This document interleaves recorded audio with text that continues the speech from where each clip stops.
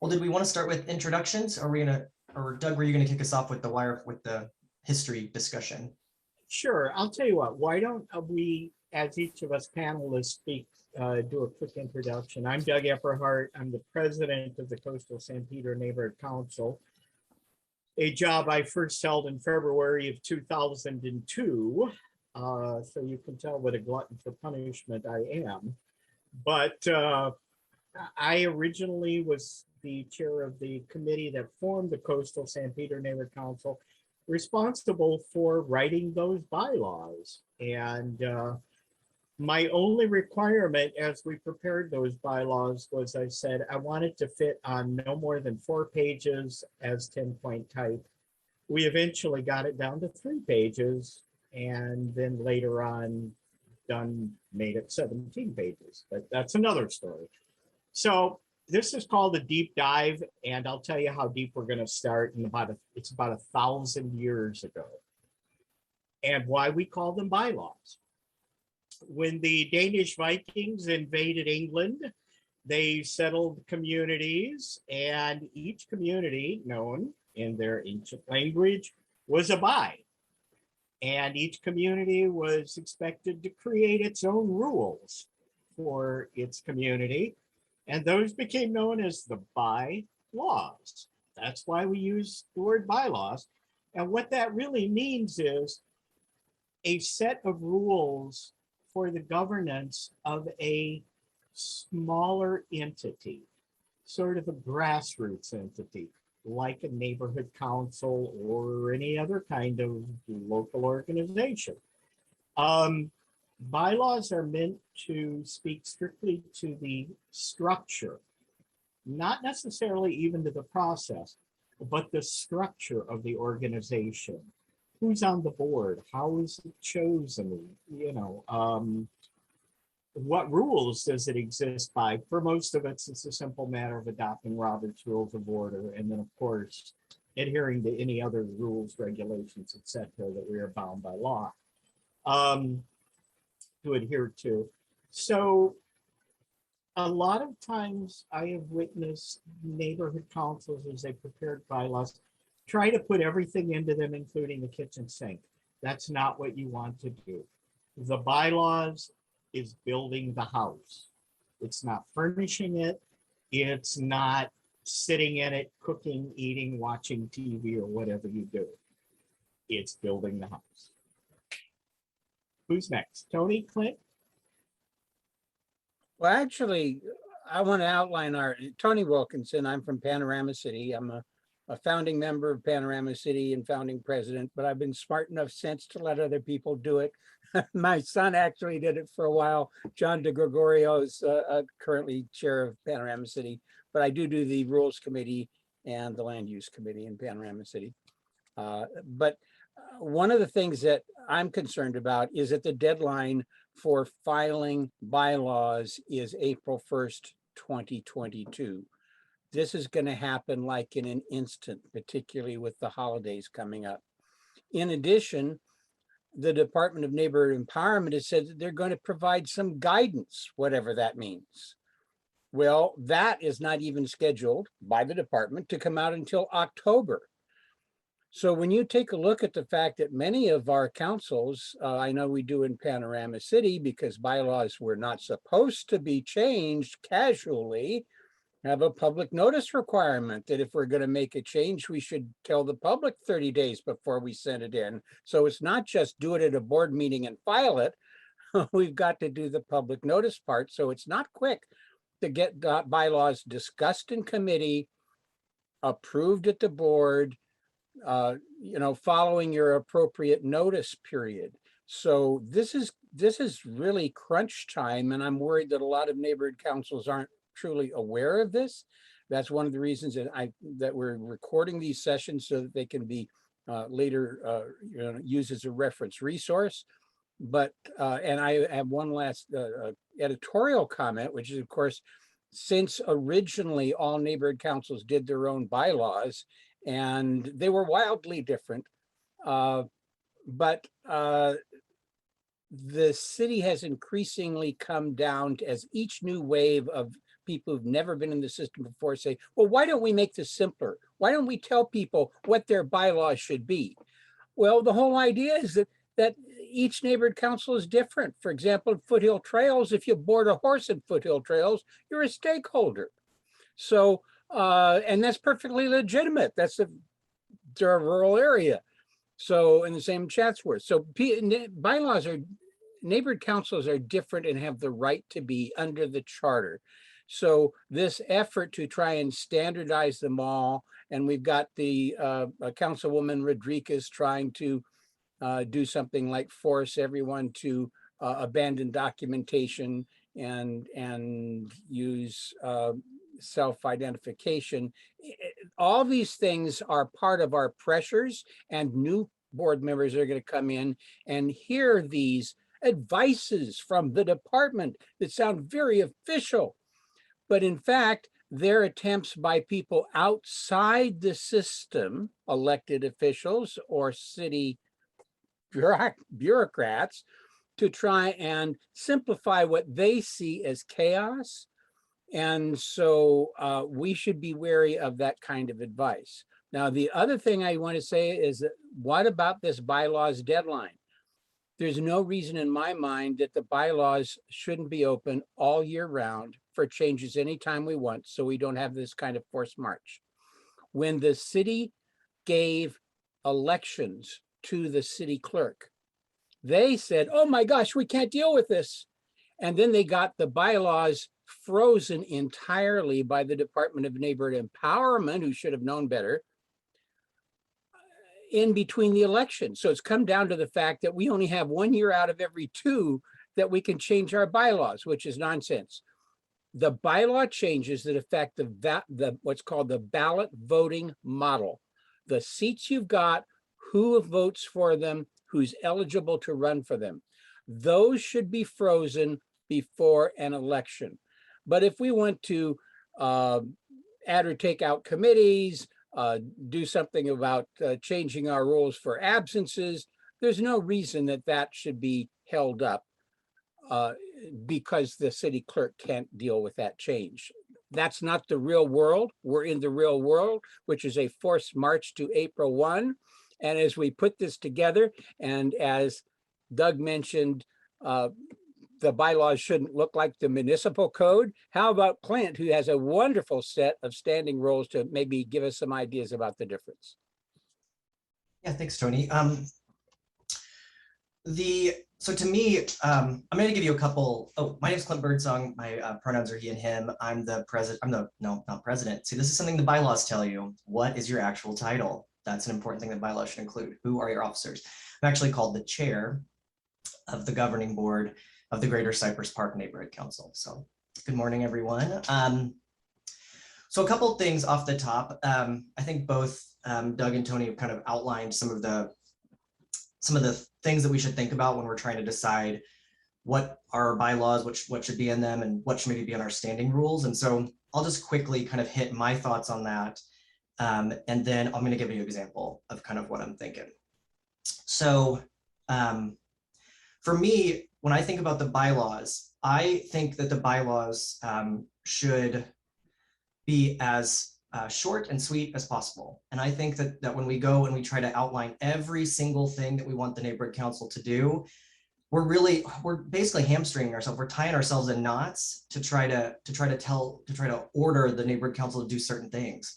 And basically all you're doing is requiring your organization to be so fixed in and like in a straitjacket that it can't change and adapt to different circumstances. I think a perfect example is during the pandemic. There were just all kinds of things that neighborhood councils needed to do quickly. And I know bylaws and different things got in the way of some councils acting quickly. And so not that we want our bylaws to be so loosey-goosey that we can do everything we want, but you want to be careful that there's flexibility. And so to me, that's where bylaws and standing rules sort of diverge. I think Doug said it right. You want the bylaws to be how to build the house, who's on the board, how many votes does it take to get stuff done, all those kinds of things. I agree. Yeah. Okay. That's yes. And Yeah. And so anyway, your standing rules are the way that you can sort of give clearer guidance on how you want things to happen, and you can update them a little more easily. A perfect example of this, and this is something that someone's always told me since I first joined the neighborhood council system, is you don't want to put your standing rules in your bylaws. And this sort of is a lesson in what the bylaws are about and what they're not. The bylaws should say that you should have committees, and probably should have some, maybe you could have some structure around how committees meet or how you become a member of a committee. That's possible. That's something you could put in the bylaws. But the actual names of the committees and what the committees do is a great thing for standing rules. You do want to write that out in advance. You do want to have an organization, and you want to have some requirements of like what topics your committees cover and that kind of, and those types of issues. But you don't necessarily, you don't always know what types of committees you're going to want to have, and you might want to be able to change things and move the agendas or move the mandates around between different committees. And so that's a great thing to put in standing rules. And the basic thing here is that your bylaw should be hard to change, and your standing rules should probably be easy to change. And so that's another kind of principle, I think, of these things. And I know that those aren't really deep dive comments. I know that the topic of this session is deep dive, but those are sort of my off the top kind of general ideas that I think help me think about this whenever I dig into some of this stuff. Okay, I'll stop talking after one more quick example. Another quick, a thing that's kind of interesting about our bylaws in Cypress Park are that we have a section about finance, which is perfectly great. We should have since we do spend taxpayer money, we should have some guardrails and things in place. But one of our bylaws currently, even though I was the one in charge of revising them the last time the bylaws opened, is we have this requirement that says, let me just read it to you. It's so funny to me. Maybe this is bylaws humor. Each month, the treasurer shall provide to the board detailed reports of the council's accounts. Which sounds like a great thing, right? Oh my gosh, that's so nice. Wow, that definitely sounds like a great thing that should happen. The problem here to me is that this is way too specific. And it requires something that's really just, why are you saying that in the bylaws? Why is this the constitution of our whole neighborhood council? It's all about, these are the things that it's all about. And one of the things we're putting in there is a very specific thing about a type of report that will be presented at each meeting. And the question here is like, why is that there? Are we afraid that people aren't going to be aware of what our accounts are? And maybe this was a problem years ago, but today with the portal and access to this information, we just don't need this. We don't need this kind of specificity, especially with a timing requirement saying it's each month that we're going to present these things. We do a treasurer's report every month.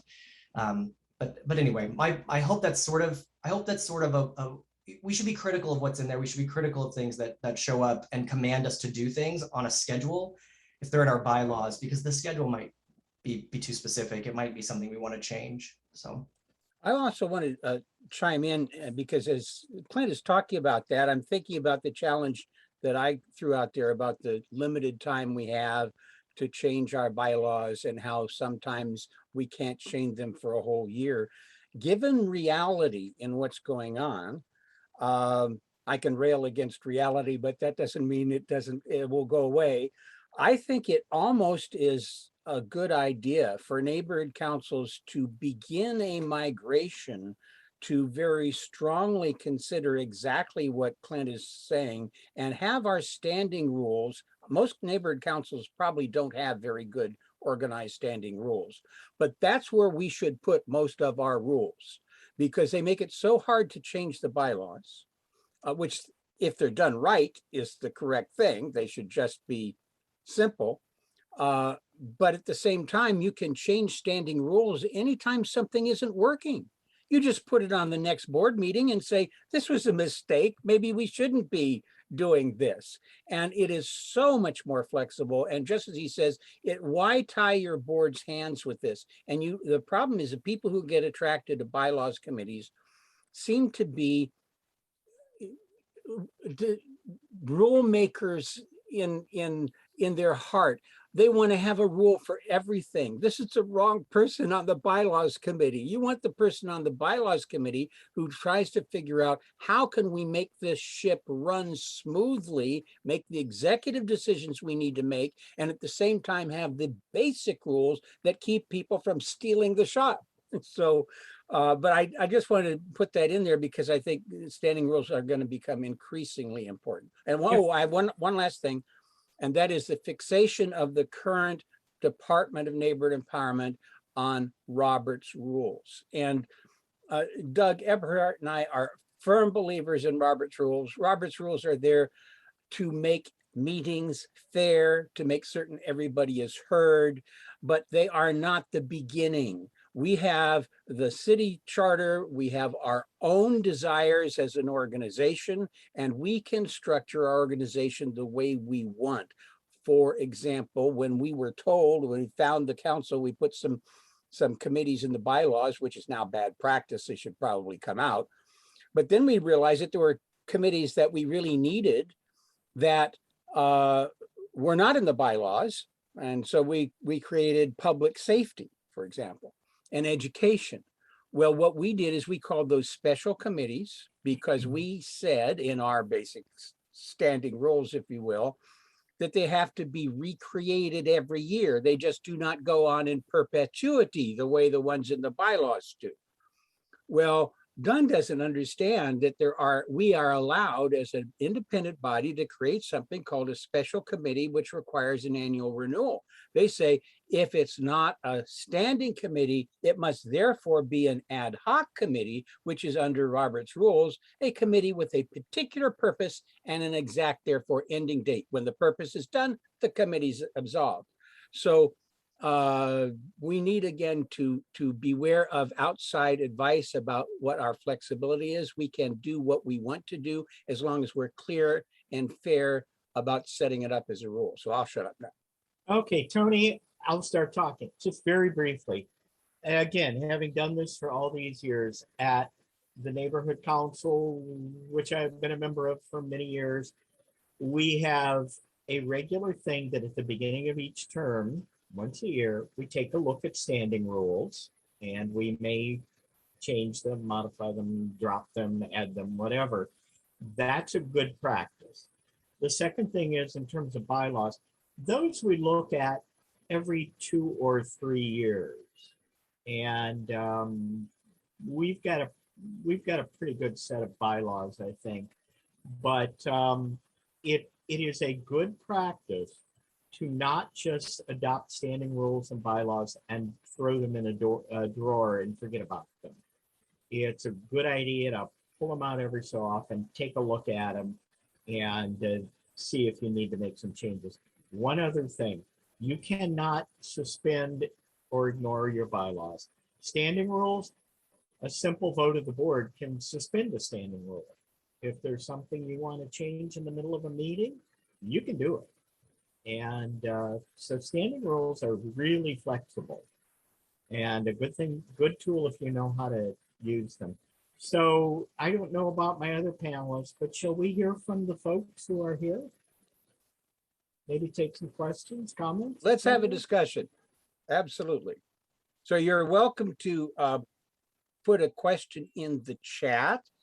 I think you can also raise your hands, but that means that we're going to have to look over several screens to see your little yellow raised hand from the reactions. Tony, raised hand is under reaction on the bar at the bottom.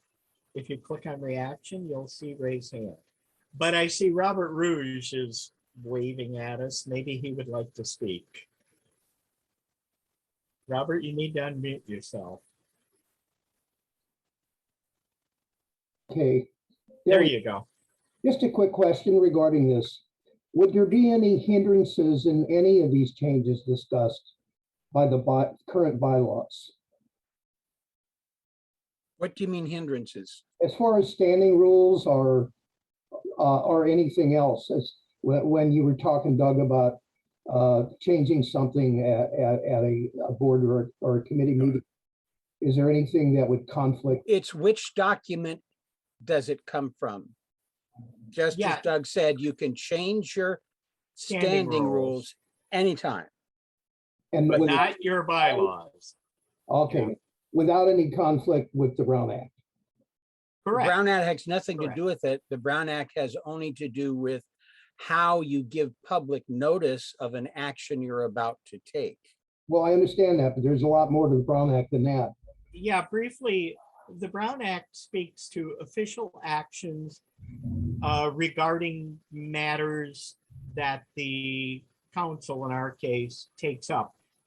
Procedural items really don't aren't really impacted by the Brown Act. These are essentially ministerial functions. For instance, the setting of an agenda, depending on what your neighborhood council's process is, may or may not involve invoking the Brown Act. I mean, if your council says the president gets to sit down and write the agenda, there is no Brown Act involvement. And when you are in a public meeting and the board, for instance, let's say there is a standing rule that limits each board member to 2 minutes to speak on any item, and somebody wants 2.5 minutes, somebody can raise their hand and say, I move to suspend the standing rule that limits the speaking time of board members. That's perfectly acceptable. You can do that on the fly, and you're not violating anything. All right, thank you. Mhm. I will say just a quick comment about that though is it is great when your bylaws refer to the fact that you should have standing rules, and that's something to kind of check for. At least I think it makes your standing rules have a little bit more standing if your bylaws refer to them as a necessary component of how your neighborhood council is going to function. That can appear in lots of different parts of your bylaws. It doesn't have to be like written as a special section, but it can be referred to, which then at least in our case, our neighborhood council, actually our bylaws referred to it. We didn't actually have them. And so that was sort of an interesting, so that's why one of the reasons why we created them and put them on paper. But anyway, that's sort of quasi related to what you were talking about, Robert. But We have a question from Mr. Fallon, who's also welcome to chime in if I don't get it correctly, but he's saying, what can stakeholders do when the board or committee refuses to revise the bylaws? Well, first of all, we've got an awful lot of sheep in neighborhood councils. You basically have a revolution. And the chair is, and the reason we call it chair and not president is that they are equal. Their vote's the same as mine. It's just that the office of chair or president is a servant of the board, particularly if it's selected by the board. But it's not like the president of a corporation, and other board members should understand that. Now, hopefully there are provisions in your existing bylaws to do something like force an item onto the agenda if the chair, who typically has the right to make the agenda, isn't including it. Ours does. If not, that's maybe one of the things you should change in your bylaws so that you can get over this problem. But I just wanted to quickly address that. And if I've got it wrong, Mr. Fallon, let me know. and I know this is a Yeah, oh, go ahead. I'm Sorry. just going to mute myself. It's Helen Fallon. It's not my husband, but anyway. My question maybe was a little confusing. I'm a stakeholder in Venice. We have very poorly written bylaws. Some of them have some parts have a lot of detail. Some are very vague. The standing rules get used to change things or to suddenly create another rule. And I'm a little bothered by, having vague bylaws, because I think it's not fair to people if you end up with a board that wants to shut out stakeholders. I think all the rules have to be very clear. And I think that's the purpose of bylaws, to make things equitable. I don't agree at all with Mr. Birdsong that a standing rule that said there would be a monthly accounting report was unnecessarily demanding or unnecessarily controlling in the bylaws, because it's public funds, and that seems to be part of the accountability. The money should be accounted for. Yeah, the city's taken over that's issue, but anyway, my point is that we've got it. In Venice, we are coming from a tradition of where our previous president made the statement that he's the president and he makes the rules. The current president is following in that tradition, just arbitrarily deciding things. Our last committee meeting, not last committee, our last board meeting, they actually started combining motions that were on the agenda. They weren't part of the consent calendar. They just combined motions and voted for them as blocks. So Well, let me actually. What do you do in this kind of a mess? Well, How do you for change it, one make thing, it work? for one thing, even if there's not an official consent item, just as Doug said, that's a procedural issue. As long as all the items have been publicly noticed, it's the board's choice if they want to take them together. If there's no objection of another board member or a member of the public who, for example, wants to speak in public comment on the item, then they can't just bundle them all together. But one of what we're really talking about here, ma'am, is transparency, which is a different issue from how the organization is working. So one of the ways to get transparency is just join committees and keep showing up on committees. Getting people involved in the actual structure of the organization, and I know Venice has like 1,000 committees to join, makes you a regular headache that they have to deal with that's actually part of their governance structure. There is I hate to suggest it because it can be terribly abused, but there is a Public Record Act. If you really want to know what's going on with a particular expenditure, you can ask them to tell you, give you all the documents relating to this expenditure. So there are ways to do transparency that are not turning the bylaws into the municipal code, but I still think, because our problem honestly is to do so would not be good for governance. It wouldn't make the machine run any better, but I acknowledge the need for transparency actions. We got other questions too. Well, and Tony's point's good, which is that you kind of have a political problem more than maybe a bylaws problem. If that's how I would think about it, so that's one, the bylaws aren't politics. The bylaws are should be flexible enough that you can get stuff done, but also should hold people accountable if things aren't happening. And the best thing, in addition to the Public Records Act, would be using the grievance procedures and your bylaws to try to rectify some of the things if you think things aren't being followed, aren't being done appropriately. And I will just quickly react to your comment about my comment about the treasurer's report. And my comment isn't that we shouldn't have transparency around the accounts at all. It's the opposite of that. It's that we should have transparency, but requiring very specific actions each month can be a little too much specificity in bylaws. Those things are more appropriate for a standing rule, and you should adapt, and so you can adapt to realities. And the question really is, if it's in your bylaws, you're basically saying if we don't do it, we want to have there should be a grievance filed against us, and we should rectify the problem.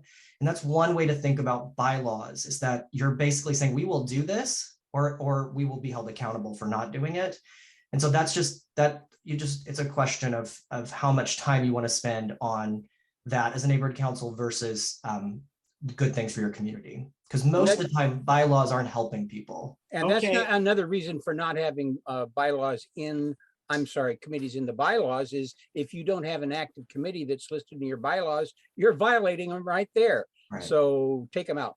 Okay, guys, I'm going to point out that there are a bunch of hands and we're running out of time. So maybe we can hear from Lou. Lou? Hi, Doug. I was listening to all of this. Perhaps, Doug, you and Tony and Clint are working with reasonable stakeholders. I need to tell you this. There are some neighborhood councils that have been taken over by people that have no understanding of what a neighborhood council is. They come in, before they know anything, they want to throw out the baby with the bathwater. There are things that they don't like. They will get on a committee, specifically the bylaws committee, because they want to eliminate anything that restricts what they don't like. This is happening. I'm a witness to this. So what are you telling us to do? We need to have some standards set in the bylaws that we can refer to, that these people will see. They're not all looking at the standing rules, they're someplace else, but they tend to look at the bylaws. So there are some things that need to stay put in the bylaws. And about this, the title chair and president, we were victimized by that early on. When we initially started off in my neighborhood council, the title of the head of our neighborhood council was president. It went to that person's head So what we eventually did at a bylaws committee meeting, we changed the title from president to chair. We were legally able to do that because we could put it in the bylaws. So I'm just saying that what you're saying doesn't fit everyone, and some of these things need to be kept in place. Thank you. Okay, Lou, I'm going to respond to that very quickly, and I'm going to say something that you and probably some others aren't going to like. You cannot regulate human behavior simply by making rules. The idea that parliamentary procedure, as embodied in Roberts or other rules of procedure, standing rules, the Brown Act, or anything else, is going to prevent someone maybe a little bit megalomaniacal when they get to be the chair or president from acting that way. That's unrealistic. Okay. Well, what do we do, Doug? But my point is this: there needs to be a certain level of caution amongst folks about piling everything into the bylaws so that they can then attempt to regulate the behavior based on something they don't like, especially when all of those tools already exist. They exist in Robert's Rules of Order, but mostly they exist in the ability of board members to learn the rules, to know how to apply the rules, and to act, frankly, politically in getting the support they need to get the neighborhood council to operate the way it needs to serve its constituents. That's hard work. You're not gonna fix it with the bylaws. And also supporting the idea that this is a behavior problem and actually a knowledge problem, honoring the stakeholders who want to throw the baby out with the bathwater. They just don't understand. And I'd like to remind us all about how we got introduced to neighborhood councils. I know when we were trying to form one, we had no clue what it was. What do you mean it's a public agency? I've never heard of this Brown Act. Well, so this neighborhood councils are ways that we learned how government works. Our community, we're supposed to tell the community how government works. And by being a little model for how the big guys downtown ought to be working, and then we can ask how they come to a 15-0 vote when without talking with each other ahead of time. But at any rate, my point is that each meeting, ideally, the chair is also a teacher, so that when we have people who come and make a public comment and, for example, want to have a dialogue, then the chair has to explain that we can't have a dialogue on this because while we think it's an important issue, I might personally, it's not on our agenda. We haven't told the public we're going to be discussing this today. So we're happy to send this to a committee and maybe have it on a future board meeting, but we can't have a dialogue about it right now. We have to be able to explain to the people who come to our meetings why certain things are happening in a way like it's just neighbor to neighbor, and this is how these government rules work. And I think the more we do this, the more we're going to have people maybe begin to behave a little bit more reasonably, because I don't think it's all that they're hostile. I think that they just don't understand. Tony, I'm just going to say this one thing and then I'm not going to say any more. I have been in a meeting where I have brought up the Brown Act, and I heard this person say, I don't care about the Brown Act. They are not there to read anything, to learn anything. They just want to do what they want to do. Chaos is ensuing. So what kind of neighborhood council are you going to have without any rules? Nobody's reading or caring about the Brown Act, the standing rules, Robert Rules of Order, none of that stuff. What do you do when you have people like that that's in your neighborhood council of that kind, of that sort? The chair has to maintain order in the meeting on behalf of everybody in the room, both the public and the board members.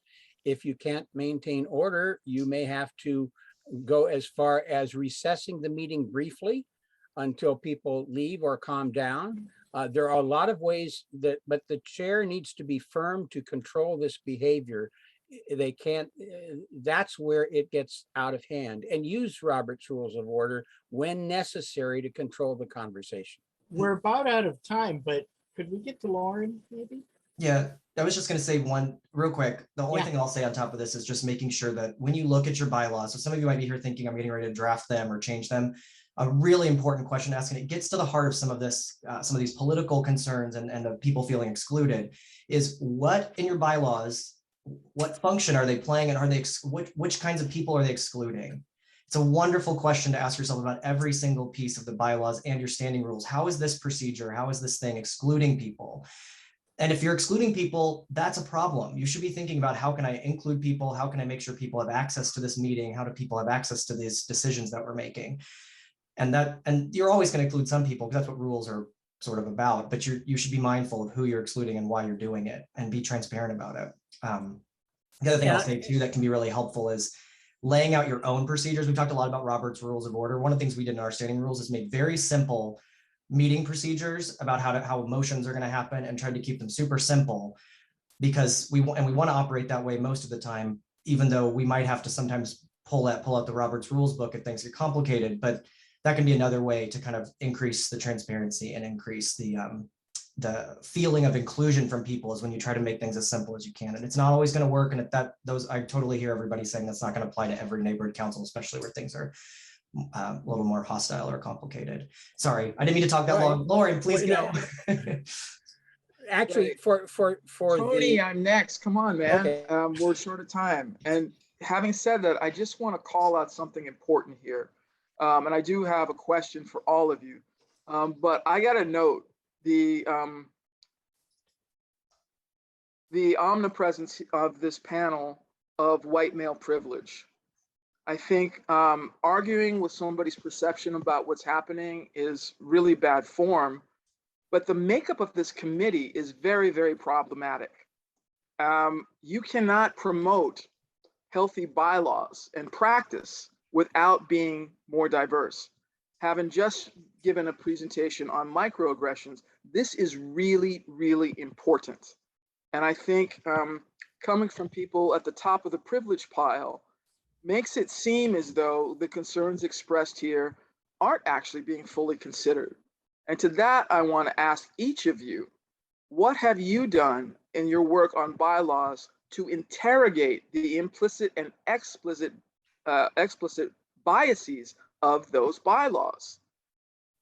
You know, this is I will address Tony, that, because I don't Tony, I'm think, not finished.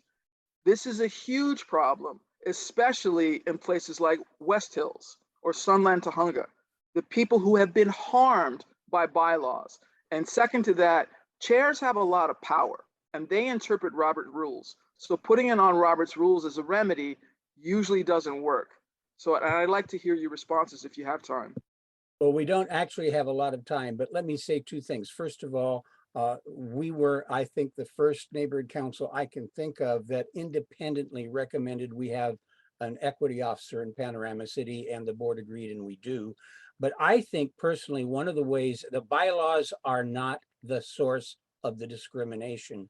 The human interaction is, and also the fact that you come into a room and you don't see anyone who looks like you. Or who recognizes and welcomes you and embraces you regardless. I think committees are tremendously important to removing the discrimination, if you will, because in committees, we can have real conversations. It's not the monthly meeting where if we don't vote on these things, we're dead, like until next month, we can't approve the finances. There's a limit in the board meeting, but in committees, that's where we can and should be welcoming. And we try and run our committees as much as possible as town halls. And I think that's really important to being welcoming and inclusive to people in the community. Thank you, Tony. I see Vanessa leaning forward, and I think we're over our time, right? Yes, no, thank you so much. Thank you, Lauren. That's a great question. And thank you to our panelists. I'm sorry to have to kind of cut time close. We're getting ready to jump onto the next session. I just wanted to make sure that we had some time to acknowledge kind of our panelists and let them know that thank you for holding this session. We can talk for many hours on bylaws. There's so much material here, but thank you for participating today. I have put in the link, if everyone can see a link to a 5-question workshop survey. So please take a moment to complete that survey. Remember that closing session, we will announce 10 winners at the end of the session, I believe, who will win swag bags. So make sure to put your name in there. But get ready to jump into session 3. Go ahead. Included in the chat is a link to the URL where you can find the links to the next sessions. Feel free to enjoy the rest of your day. Thank you so much for participating, and the room will be closing in about 30 seconds. Okay, since we have 30 seconds, I want to say something about Lauren's question. Equity is a fair set of rules applied fairly. That's what makes these things important.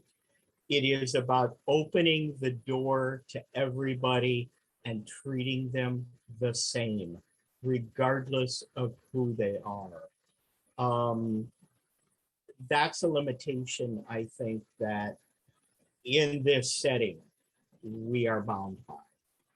But it's also an opportunity if we choose to make it there.